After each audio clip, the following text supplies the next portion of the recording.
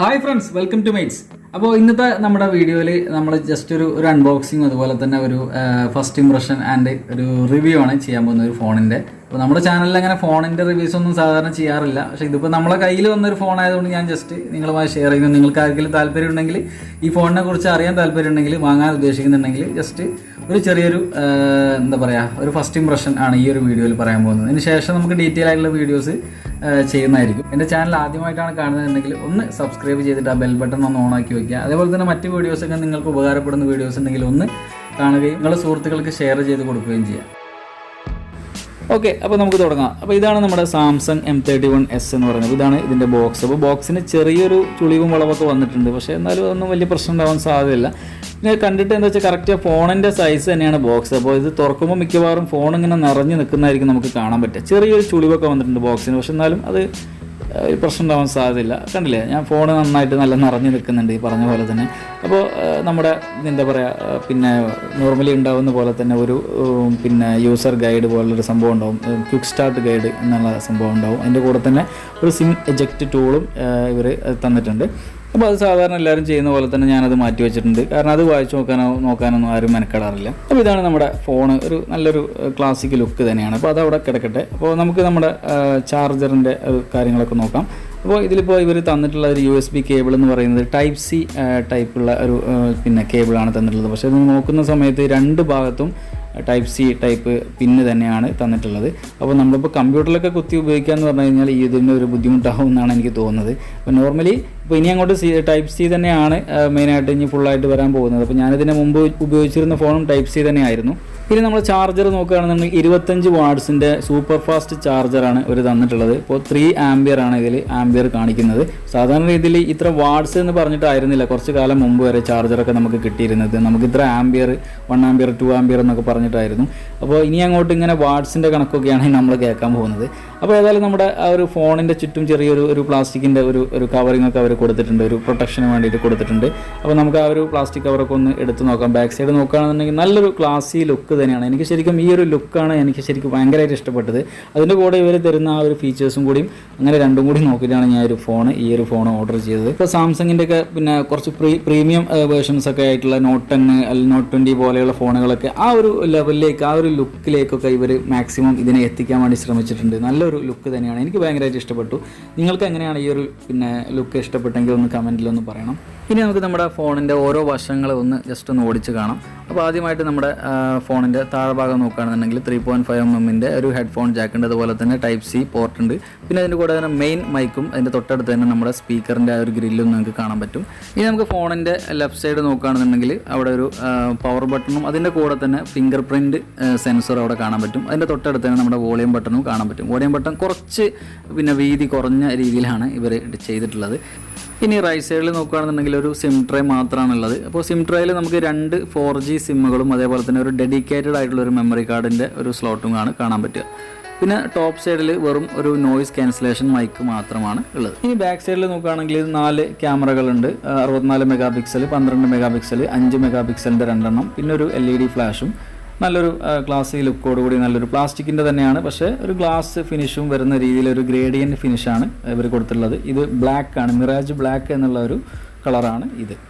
അത്യാവശ്യം നല്ല ക്വാളിറ്റി ഉള്ളൊരു പ്ലാസ്റ്റിക് ആണെന്നാണ് സാംസങ് തന്നെ അവകാശപ്പെടുന്നത്. അത്യാവശ്യം നല്ല കുഴപ്പമില്ല, നമുക്ക് പിടിച്ചിട്ട് അത്യാവശ്യം വലിയ കുഴപ്പമൊന്നും തോന്നുന്നില്ല. പിന്നെ അതുപോലെ തന്നെ നമുക്ക് ഉപയോഗിക്കാനും വളരെ ഹാൻഡി ആയിട്ട് ഫീൽ ചെയ്യുന്നുണ്ട്.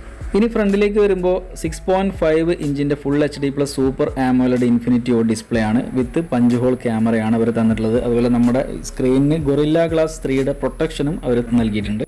അല്ലെങ്കിലും ഡിസ്പ്ലേയുടെ കാര്യത്തിൽ സാംസങ് ഒട്ടും മോശമാക്കാറില്ല, നല്ല ഡിസ്പ്ലേ തന്നെയാണ് അവർ തരാറുള്ളത്. ഈ ഒരു പ്രൈസ് റേഞ്ചിൽ വരുന്ന മറ്റ് ഫോണുകൾ, ചൈനീസ് ഫോണുകളൊന്നും ഈ ഒരു സൂപ്പർ AMOLED ഡിസ്പ്ലേ തന്നിട്ടില്ല എന്നുള്ളതാണ്.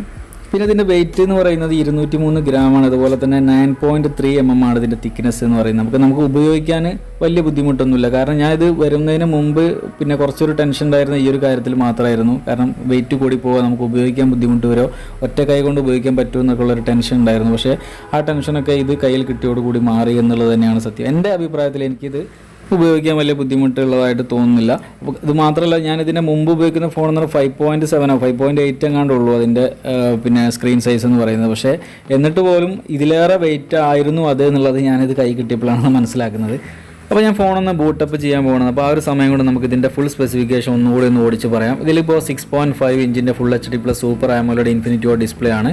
അതുപോലെ തന്നെ ക്യാമറ പറയുകയാണെന്നുണ്ടെങ്കിൽ 64 മെഗാ പിക്സലിൻ്റെ മെയിൻ ക്യാമറ, 12 മെഗാ പിക്സലിൻ്റെ വൈഡ് ആംഗിൾ ക്യാമറ, 5 മെഗാ പിക്സലിൻ്റെ ഒരു ഡെപ്ത് സെൻസർ, അതുപോലെ 5 മെഗാ പിക്സലിൻ്റെ ഒരു മാക്രോ ക്യാമറയും ബാക്ക് സൈഡിലുണ്ട്. ഫ്രണ്ടിലേക്ക് വരികയാണെന്നുണ്ടെങ്കിൽ 32 മെഗാ പിക്സലിൻ്റെ ഒരു സെൽഫി ഫ്രണ്ട് ക്യാമറയുണ്ട്. അതുപോലെ 6000 mAh ഒരു വലിയ ബാറ്ററിയാണ് ഇതിൽ കൊടുത്തിട്ടുള്ളത്. ഈ ബാറ്ററി ഉപയോഗിച്ചുകൊണ്ട് നമുക്ക് റിവേഴ്സ് ചാർജിങ് ഫെസിലിറ്റി ഉണ്ട് ഇതിൽ. ഇത് മറ്റു ഫോണുകൾ നമുക്ക് ഇതിൻ്റെ കൂടെ വന്നിട്ടുള്ള ആ ഒരു C-ടൈപ്പ് രണ്ട് സൈഡിലും 2 C-ടൈപ്പ് പിന്നുകളാണ് വന്നിട്ടുള്ളത്. അപ്പോൾ അതുകൊണ്ട് തന്നെ നമുക്ക് ഈസി ആയിട്ട് മറ്റു ഫോണുകൾ ഇതിൽ നിന്ന് നമുക്ക് ചാർജ് ചെയ്യാൻ പറ്റും.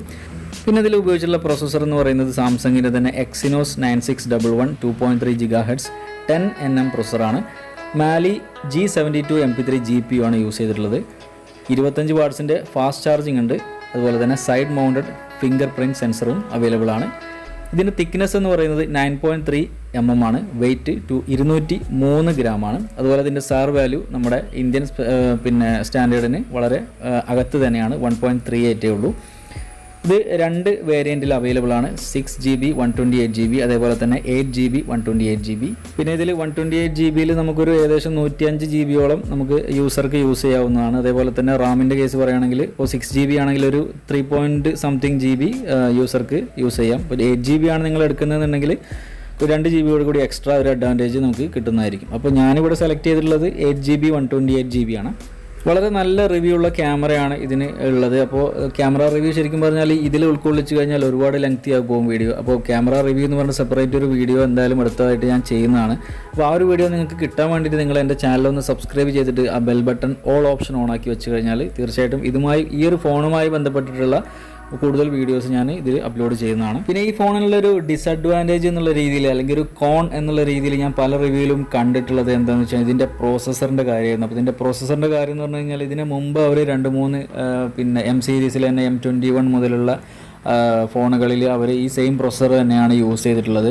അപ്പോൾ അത് ഉപയോഗിച്ചു എന്നുള്ളതുകൊണ്ട് ഈ പ്രോസസ്സർ മോശമാണ് എന്നല്ല അർത്ഥം. അപ്പോൾ ഒരു ഭയങ്കരമായ ഹൈ എൻഡ് ഗെയിംസൊക്കെ നിങ്ങൾക്ക് കളിക്കണം എന്നുണ്ടെങ്കിൽ ചിലപ്പോൾ ഈ ഒരു പ്രോസസ്സർ നിങ്ങൾക്ക് ഉദ്ദേശിക്കുന്ന ആ ഒരു ഔട്ട്പുട്ട് തരണമെന്നില്ല. നിങ്ങളൊരു ഭയങ്കര ഹെവി ഗെയിമുകൾ ഇപ്പോൾ PUBG പോലുള്ള PUBGൻ്റെ കാര്യം ഇപ്പോൾ പറഞ്ഞിട്ട് കാര്യമില്ല. എല്ലാവരും PUBG വെച്ചിട്ടായിരുന്നു ഈ ഫോണുകളെ പ്രോസസ്സറിനൊക്കെ കമ്പയർ ചെയ്തിരുന്നത് ഇതുവരെ. ഇനിയിപ്പോൾ PUBGയുടെ കച്ചവടം പൂട്ടി എന്നാണ് പറയുന്നത്.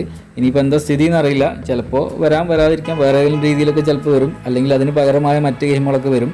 എന്തായാലും നിങ്ങളൊരു ഹെവി ഹൈ ഗ്രാഫിക്സ് ഒക്കെ ഉള്ള ഗെയിമുകൾ മാത്രം കളിക്കുന്ന ഒരാളാണെന്നുണ്ടെങ്കിൽ തീർച്ചയായിട്ടും നിങ്ങൾക്ക് ഈ ഒരു ഫോൺ അത്ര നല്ലൊരു ഔട്ട്പുട്ട് എന്തായാലും തരാൻ സാധ്യതയില്ല. അങ്ങനെയാണ് ഇതുവരെയുള്ള റിവ്യൂസൊക്കെ വന്നിട്ടുള്ളത്. എന്തായാലും ഞാൻ കുറച്ച് ഗെയിംസൊക്കെ ഇതിൽ ചെയ്തിട്ട് ഒരു ചെറിയൊരു റിവ്യൂ എന്നുള്ള രീതിയിൽ ചെയ്യാൻ ഉദ്ദേശിക്കുന്നുണ്ട്.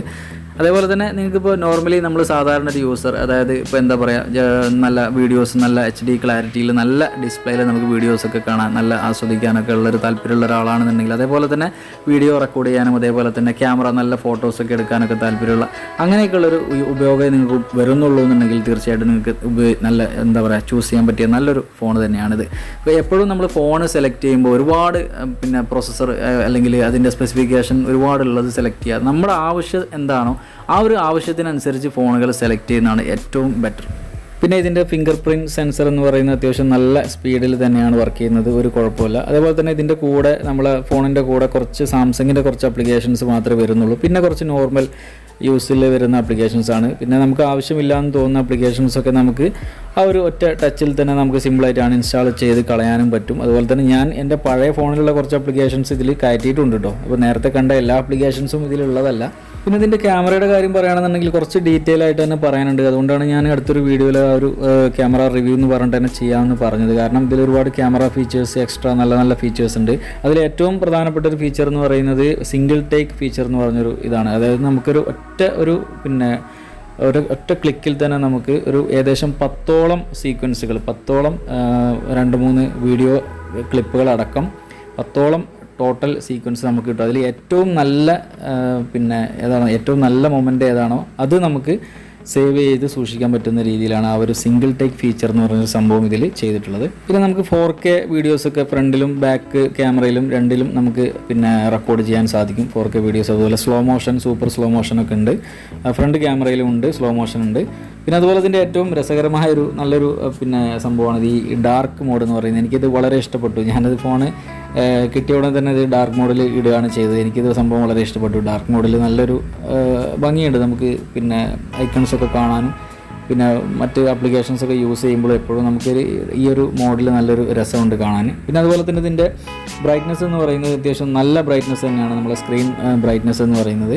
അപ്പോൾ ഇപ്പോൾ ഏറ്റവും കുറച്ച് വെച്ചിരിക്കുകയാണ്. ഈ ഒരു കണ്ടീഷനിൽ നമുക്കിതിപ്പോൾ നല്ല ലൈറ്റ് ഉള്ളത് കൊണ്ടാണ്. ഇപ്പോൾ നമുക്ക് പിന്നെ ഇരുട്ടൊരു മുറിയാണെന്നുണ്ടെങ്കിൽ നമുക്ക് ഏറ്റവും ലോയിൽ വെച്ച് കഴിഞ്ഞാലും നമുക്ക് സിമ്പിളായിട്ട് യൂസ് ചെയ്യാൻ പറ്റും എന്നുള്ളതാണ്. ഇത് കണ്ടില്ലേ, ഇതിപ്പോൾ ഒരു 30% വെച്ചിട്ടുള്ളത്. ഇപ്പോൾ അത്യാവശ്യം നല്ല വെളിച്ചമുണ്ട്, നമുക്ക് ഉപയോഗിക്കാൻ കണ്ടില്ലേ. ഒരു ടോപ്പിലൊന്നും വെക്കേണ്ട ഒരു ആവശ്യം നമുക്ക് വരുന്നില്ല.